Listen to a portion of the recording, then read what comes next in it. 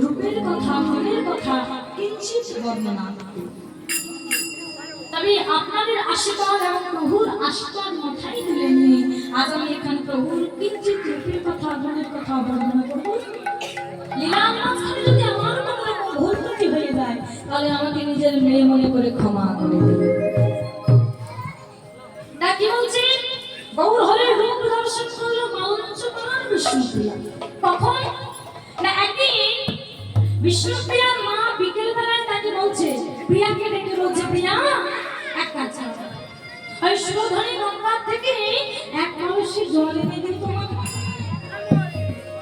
তা প্রিয়া কি করলো না মায়ের কথা শুনে কলসিটা নিয়ে জল আনতে গেছে। সুরধনী গঙ্গায় যেই না জল আনতে গেছে না, যেই না ওই গঙ্গায় নেমে জল জোগাতে যাবে, সঙ্গে সঙ্গে সে শুনতে পেল ওই রাস্তায় ধার থেকে কারা যেন হরিবোল হরিবোল বলে গাইতে গাইতে আসছে। এত সুন্দর ভাবে তারা নাম গাইছে। তাই বিষ্ণুপ্রিয়া কি করলো না ওই জল ছেড়ে দিয়ে তার নাম যেই গেছে ওই হরিনামের দিকে, সঙ্গে সঙ্গে ঘুরে তাকিয়েছে। দেখলো কি না সবাই হেমদত্ত বা হতুলে হরিবোল গাইছে, আর তাদের মাঝখানে এক অতি সুন্দর যার রূপের কোনো তুলনা হয় না এমন একজন মানুষ দুটি বাহু প্রসারণ করে তিনি গাইছে হরিবোল। যেই না বিষ্ণুপ্রিয়ার নয়ন গেছে গৌর হরির দিকে, বিষ্ণুপ্রিয়া কিন্তু ভুলে গেছে জল আনতে এসেছে। আমি যে জল আনতে এসেছিলাম ভুলে গেছেন। ওই রূপ দর্শন করে সবকিছু ভুলে গিয়ে বলল কি ওই হাতের কলসিটা ছেড়ে ফেলেছে। যেই না ছেড়ে গেছে কলসি ভেসে গেছে, কলসি হারিয়ে গেল, কলসি পাওয়া গেল না। বিষ্ণুপ্রিয়া ভাই ভাই মায়ের কাছে ফিরে এসেছে। যেই ফিরে এসেছে বিষ্ণুপ্রিয়া ডাকছে, কি প্রিয়া তোকে না বলেছিলাম জল আনতে, তা কলসি কোথায় গেল? জল কোথায়? কলসিটা কই? প্রিয়া কিছু বলতে পারছে না, মা চুপ করে দাঁড়িয়ে আছে। বলবে কি করতে?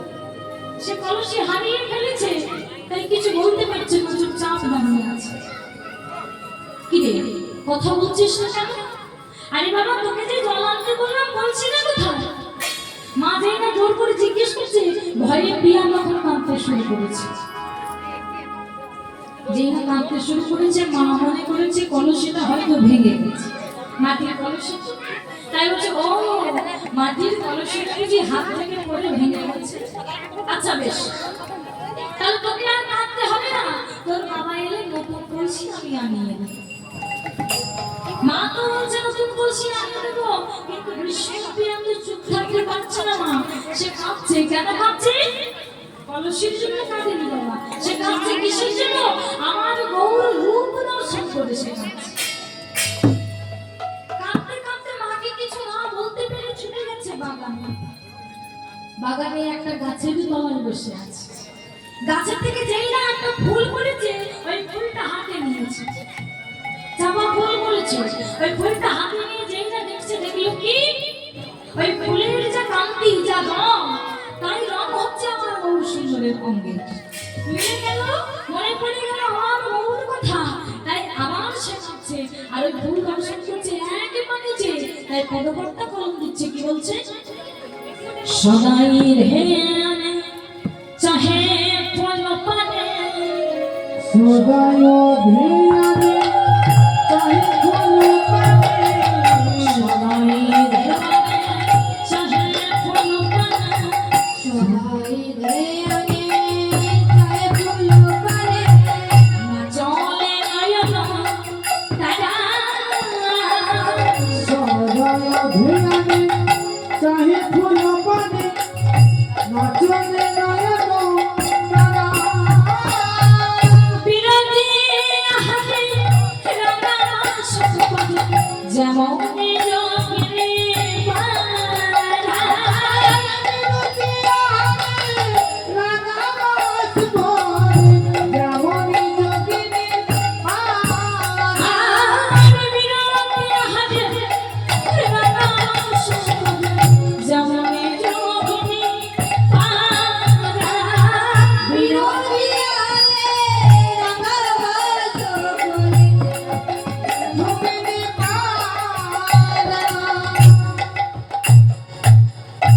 ফুল এক ঢেউতে চেয়ে আছে। রাধা না আহা বিষ্ণুপ্রিয়া যেন আজ যোগিনীর ভাব ধরেছে, যোগিনীর ভাব ধরে সে আজ বসে আছে। বিষ্ণুপ্রিয়ার মা মনে মনে চিন্তা করছে মেয়েটার হলো কি? কিছুক্ষণ আগে তো ভালোই ছিল, এখন আবার কি হলো? যেই না আমার বাবা ঘরে এসেছে বলে দেখো না মেয়েটার কি যেন হয়েছে। বিকেল বেলায় পাঠিয়েছিলাম জল আনতে, জল তো নিয়ে আসেনি, বলে সেটাও হারিয়ে ফেলেছে। আবার এসে থেকে কেঁদেই যাচ্ছে, মেয়ে কোনো কথা বলছে না, কারোর কথা শুনছে না, কারোর সাথে কথা বলছে না। জানি না মেয়েটার কি হয়েছে, যাও না তুমি একটু গিয়ে দেখো না মেয়েটার কি হয়েছে। মেয়েটাকে ভূতে ভূতে পেল নাকি কি জানি। তাই যে না বিষ্ণুপ্রিয়ার বাবা বিষ্ণুপ্রিয়ার কাছে গেছে, দেখলো বিষ্ণুপ্রিয়া চুপচাপ বসে বসে খাচ্ছে। ও এইভাবে একই রকম ভাবে কেটে চলেছে, নিশ্চয়ই ভূতে পেয়েছে।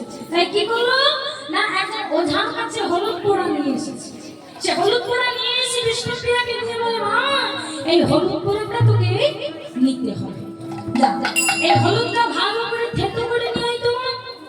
যেই না হলুদের টুকরোটা নিয়েছে, হলুদের টুকরোটা নিয়ে শিলের উপর রেখে যেই না জোরে আঘাত করেছে, ওমা ওই হলুদের আসল বর্ণটা বেরিয়ে এসেছে।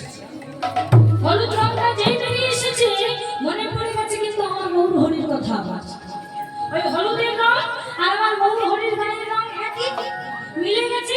আমার মনে পড়ে গেছে, আর যেই না মনে পড়ে গেছে বিষ্ণুপ্রিয়া অচৈতন্য হয়ে পড়ে গেছে।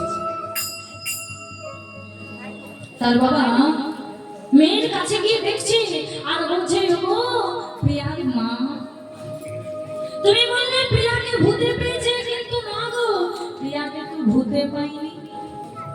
আরে বাবা ভূতে যদি পেত তাহলে আমার মেয়েটা এমন গুনগুন গুনগুন করে কিছু গাইতো না। বলে সে কি গুনগুন করে আমার কি গাইছে? ভালো করে যে দেখো প্রিয়া গুনগুন করে কিছু যেন গাইছে। কি গাইছে গো? আমার গৌর হরি নাম। কেন না সেই রূপ দর্শন করে এসেছে, হৃদয়ে কিন্তু তার রূপ গাঁথা হয়ে গেছে। এই জগতের জীবকেও শিক্ষা দিচ্ছে যে এমন ভাবে তোমরাও তার রূপ হৃদয়ে গেঁথে নাও। আমরাও যদি তার রূপ হৃদয়ে গেঁথে নিতে পারি তাহলে তার নাম সর্বদাই আমাদের হৃদয়ে থাকে। এই যে আমার গৌর হরি, হরির জীবকে উদ্ধার করবার জন্য তিনি এসেছেন, তাহলে আমাদের আর ভয় কিসের? আমাদের ভয় নেই। এই কলির জীবকে এই অন্ধকার থেকে আলোর পথে নিয়ে যেতে এসেছে আমার গৌর হরি। গৌর প্রেম ধন প্রেম রত্ন দিয়ে দিলেন। তাই বলছে হে কলির জীব তোমরা চিন্তা করো না, তোমরাও গুনগুন করে একসাথে গাও, সবাই আনন্দে গাও। কি গাইবে জানো? কি গাইবে? আমার গৌরী এলো রে সোনা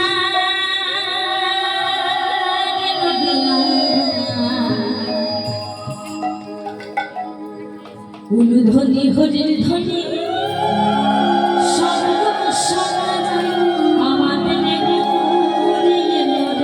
আমার গৌরীর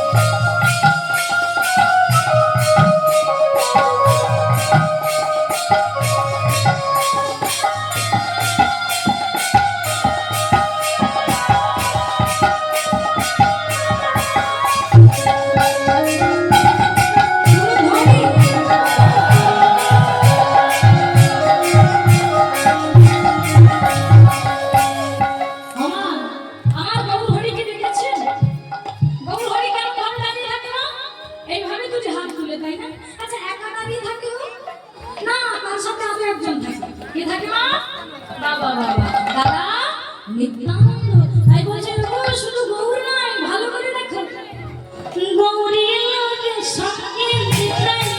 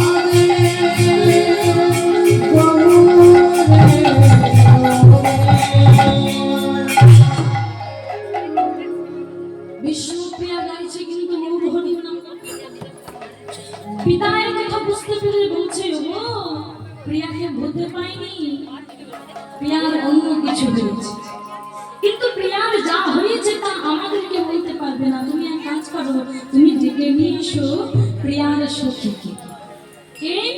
কাঞ্চনা। কাঞ্চনা যেই না ঘরের মধ্যে এসে প্রিয়াকে রাখছে, প্রিয়া কি হয়েছে তোর প্রিয়া? হ্যাঁ তুই কারোর কথা শুনছিস না, কারোর সাথে কথা বলছিস না, এমন ভাবে শুনে কেঁদেই চলেছিস। তোর কি হয়েছে তুই আমায় একটু খুলে বলবি প্রিয়া? বিষ্ণু প্রিয়া কাঞ্চনার গলা জড়িয়ে ধরে বলছে, ওরে সখী রে, কি আর বলবো আমার মনের কথা।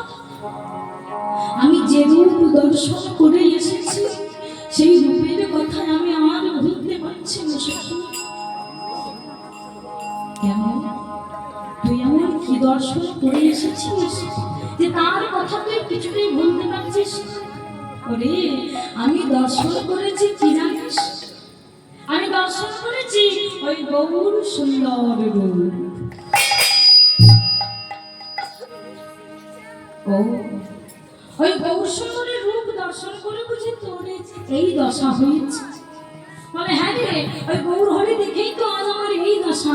আমার কিচ্ছু ভালো লাগছে না, কারোর সাথে কথা বলতে ইচ্ছে করছে না, কারোর কথা শুনতেও ইচ্ছে করছে না। আচ্ছা প্রিয়া, যে গৌর হরির রূপের তুই এত বর্ণনা দিচ্ছিস, আচ্ছা সেই গৌর হরি কি দেখতে এতই ভালো? আচ্ছা সেই গৌর হরি কি দেখতে একেবারে চাঁদের মতো? বিষ্ণুপ্রিয়া বলছে ওরে সখী শোনো, চাঁদের তো কলঙ্ক আছে, কিন্তু যে রূপ আমি দর্শন করে এসেছি সেই গোরা চাঁদের কোনো কলঙ্ক নাই। তিনি হচ্ছেন নিষ্কলঙ্ক গৌর হরি। কি মা, চাঁদের গায়ে কলঙ্ক নেই? আছে তো। এই চাঁদের গায়ে কলঙ্ক অহংকার হয়েছিল কি জানেন? সবাই বলে নদিয়ায় নাকি গৌর চাঁদ আছে। তা চাঁদের মনে মনে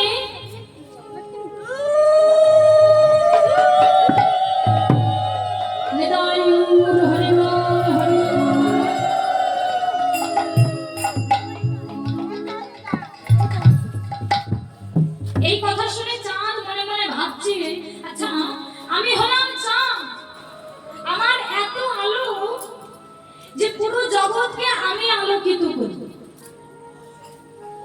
আমার আলোয় চারিদিক ঝলমল করে ওঠে, আমি হলাম একমাত্র জগতের চাঁদ।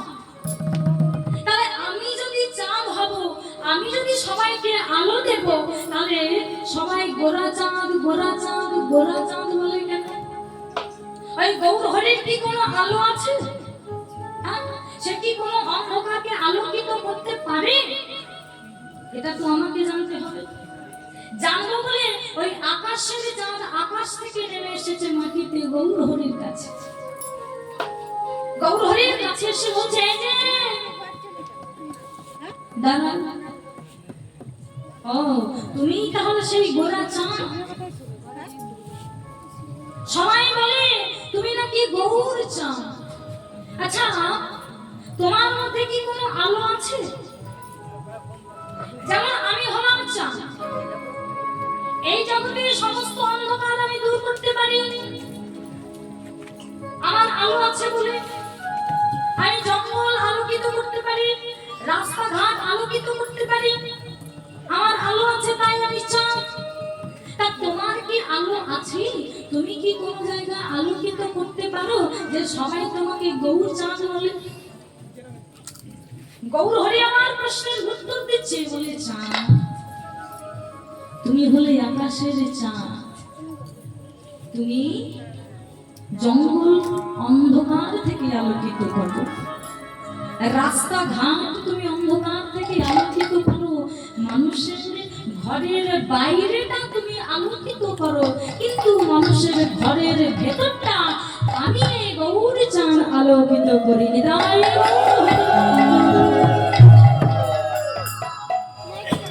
আকাশের চাঁদ বাইরেটা আলোকিত করতে পারে, কিন্তু ভেতরটা আলোকিত করতে পারে না। এই ভেতরটা যদি আলোকিত কেউ করতে পারে, তবে সে হচ্ছে একমাত্র আমার গৌর চাঁদ। তাই আমার গৌর হরি বলছে, ওই কাজটার জন্যই তো আমাকে বলা হয় গোরা চাঁদ। যেই না গৌর হরির এই কথা শুনেছে, চন্দ্রদেবের অহংকার চূর্ণ হয়ে গেছে।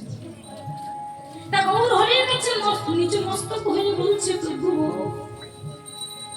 আমি অহংকারের বশে ভুলে গিয়েছিলাম তুমি হচ্ছে জগৎ সংসার আলোকিত করার চাঁদ। তোমার সাথে আমি নিজের তুলনা করতে গিয়েছিলাম, মনে করেছিলাম আমি চাঁদ, আমি সমস্ত জগৎ আলোকিত করতে পারি, ভুলে গিয়েছিলাম তুমি হচ্ছে জগতের সৃষ্টিকর্তা। তাই তোমার ওই রাঙা চরণে তুমি আমাকে উঠাই নিও প্রভু। তাই আকাশের চাঁদ আকাশে উঠে গিয়ে কিরণ রূপে আবার মাটিতে ঝাঁপতে পড়ে, যেই না মাটিতে খণ্ড বিখণ্ড হয়ে ছটফট করতে লাগলো, গৌর হরি আমার সেই চন্দ্রদেবকে আশ্রয় দিল কোথায়? গৌর হরির চরণের নখে। চরণের যে আঙুলের নখ, সেই নখে কিন্তু ওই চন্দ্রদেবকে স্থান দেওয়া হবে। তাই আজ সেই চন্দ্রদেবের অহংকার চূর্ণ হয়ে গেছে। এটাই নিয়ম না। অহংকারী কিন্তু ভগবানে মেলে না। ভগবানকে পেতে গেলে ভক্তি দরকার।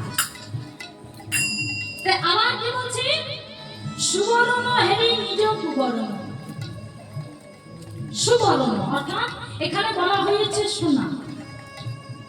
দেখবেন সোনায় যদি খাদ মেশানো না হয়, সোনায় যদি খাদ না দেওয়া হয়, তাহলে সোনাটা কিন্তু কখনো তৈরি হয় না। তাহলে যে সোনাগুলোকে আমরা সোনা বলে থাকি সেটা কিন্তু খাদযুক্ত সোনা। তাহলে এই জগতে একমাত্র খাঁটি সোনা কি না, সেটা হচ্ছে আমার গৌর হরি। আমার গৌর হরি হচ্ছে একমাত্র খাঁটি সোনা। তাই এর জন্যই বলছে ও গৌর হরি, এই জগতে একমাত্র খাঁটি সোনা হচ্ছে তুমি। তোমায় ভুলে দিলে চলবে না। তোমায় যে জন একবার পায় তার সমস্ত ধন পাওয়া হয়ে যায়। তাই আজ গৌর হরিকে বলছে প্রভু, আমার এই জীবনটা আমি তোমার চরণে সঁপে দিলাম। আমার এই জীবনটা তোমার চরণে আমি সঁপে দিলাম। তুমি আশীর্বাদ করো, যতদিন পর্যন্ত দেহে প্রাণ থাকবে ততদিন পর্যন্ত যেন তোমার নাম আমি গাইতে পারি। আজ আমরাও সময় পেয়েছি, সুযোগ পেয়েছি, দুটি বাহু তুলে একসাথে আমরাও গাইবো আর প্রভুকে বলবো, প্রভু আমার এই জীবনটাকে একটু তোমার চরণে আমি সঁপে দিলাম। তাই কি বলছে মা? প্রভুকে বলছে এই জীবনটা তোমার চরণে দিলাম। কি করে জানো প্রভু? শোনো, মেরা জীবন হ্যায় তেরে হাওয়ালে,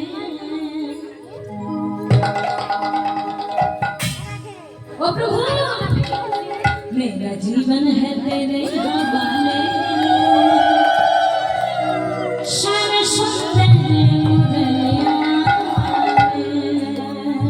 ओ मेरे जीवन है तेरे हवाले, मेरे जीवन है तेरे हवाले, श्याम सुंदर मुरलिया।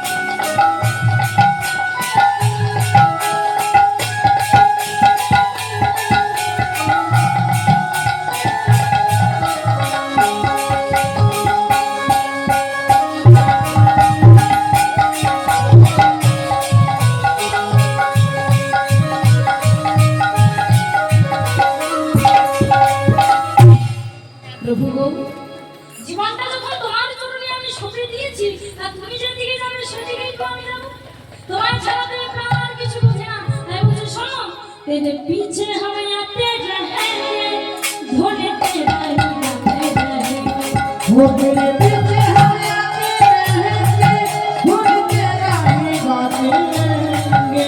तेरे पीछे हम आते रहेंगे, धोने तेरा ही गाते रहेंगे।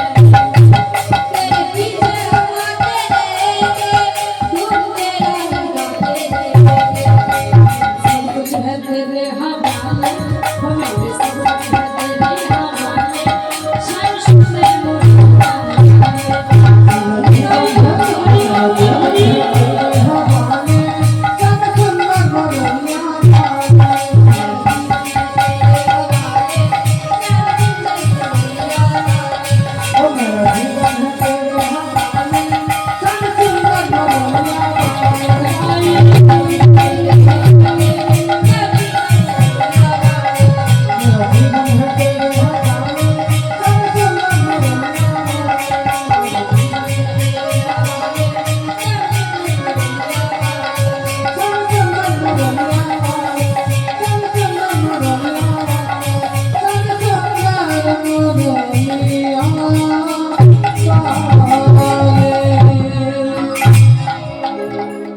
তাই আজ গৌরহরির সেই রূপের কথা বর্ণনা করছি। পদকর্তা এক পাশে দাঁড়িয়ে বলছে, ওগো শোনো শোনো, কি বলছি? আজ জানা সমবিধি গুলো দুময় অনুভাবে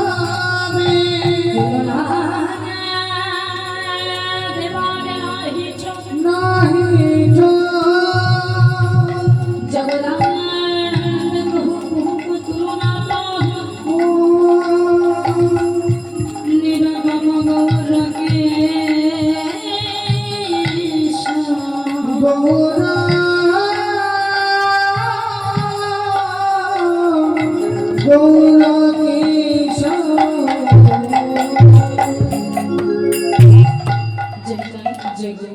তো যাই হোক, এতক্ষণ আমরা নবদ্বীপ লীলা আস্বাদন করলাম, এবার আমরা বৃন্দাবন লীলায় প্রবেশ করবো।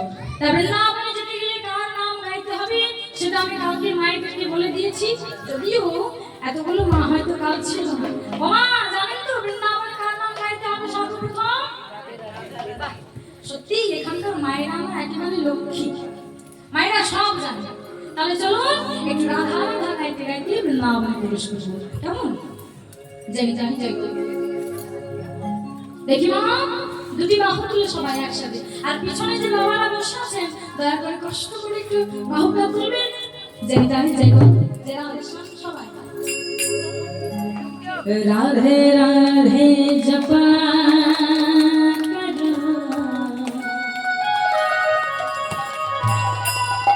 আমার সাথে সাথে মায়েরা একটু করে গাইবেন, কেমন? ভালো লাগবে। রাধে রাধে জপা কৃষ্ণ নামে রস পিয়া রাধে রাধে রাধে রাধে রাধে রাধে জপা করো কৃষ্ণ নাম রস পিয়া রাধে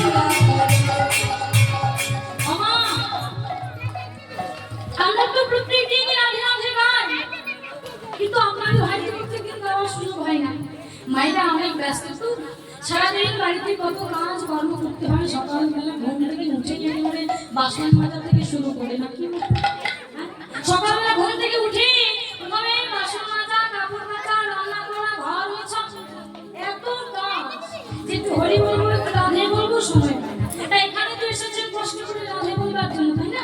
হ্যাঁ? তাহলে আজকে আমরা চুপ করে থাকবো আর আপনারা গাইবেন।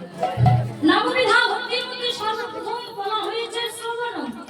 যারা কীর্তন গান গায় তাদের থেকে বেশি পুণ্য লাভ করে যারা কীর্তন শ্রবণ করে। এজন্য বলা হয়েছে শ্রবণম সর্বপ্রথম। তা আপনারা তো শ্রবণ করেন, আপনাদের মতো ভাগ্যবান বা ভাগ্যবতী পৃথিবীতে আর কেউ নেই।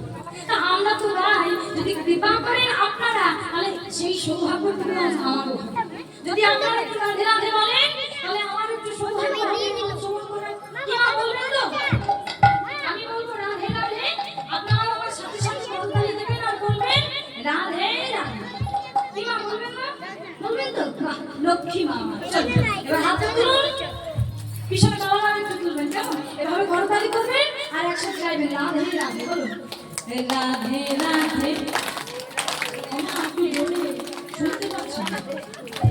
বলুন রাধে রাধে राधे राधे। वृंदावन में, श्याम कुंज में, गोवर्धन में, कुंज गली में, मान गली में, गान गली में, भाव से बोलो प्रेम से बोलो अली बजा के अली बजा के जोर से बोलो जोर से बोलो और जोर से और जोर से और जोर से अली बजा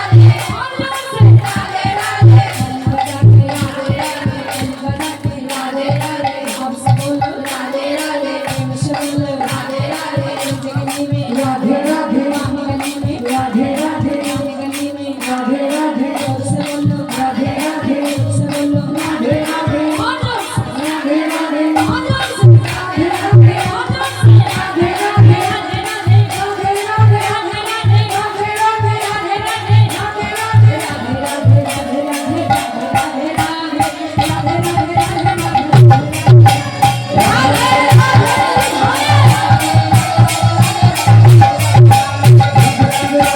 राधे राधे